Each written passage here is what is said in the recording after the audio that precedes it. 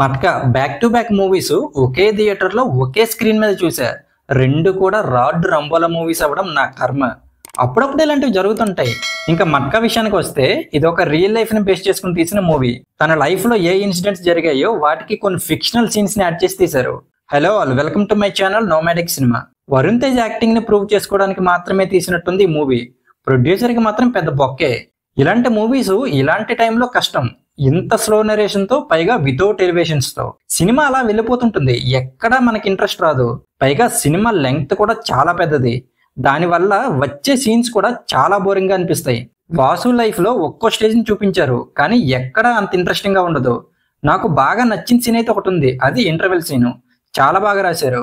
అలాంటివి కొన్ని సీన్స్ పడుంటే బాగుండేది.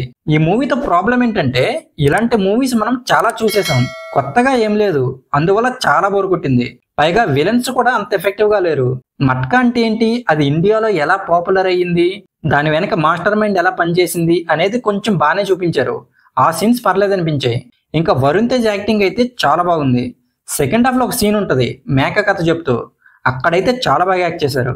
ఇంకా మీనాక్షి చౌదరికి అంత పెద్ద రోల్ ఏం లేదు, ఓకే పర్లేదు, తను కూడా బాగానే చేసింది. ఇంకా జీవి ప్రకాష్ బీజిఎం ఓకే అనిపించింది, కానీ సాంగ్స్ మాత్రం దెబ్బేశాయి. ఇంకా డైరెక్టర్ కరుణ్ కుమార్ మంచి కథనే తీసుకున్నారు, కానీ అది చాలా పాత కథ అయిపోయింది. పైగా ఇలాంటి కథలు చాలా చూడటం వల్ల కొత్తగా అనిపించలేదు. ఇంకా ఓవరాల్ గా మూవీ గురించి చెప్పాలంటే పెద్దగా ఇంట్రెస్ట్ లేని boring movie. Varun Tej performance తప్ప ఏం లేదు, లోపలంతా డొల్లా.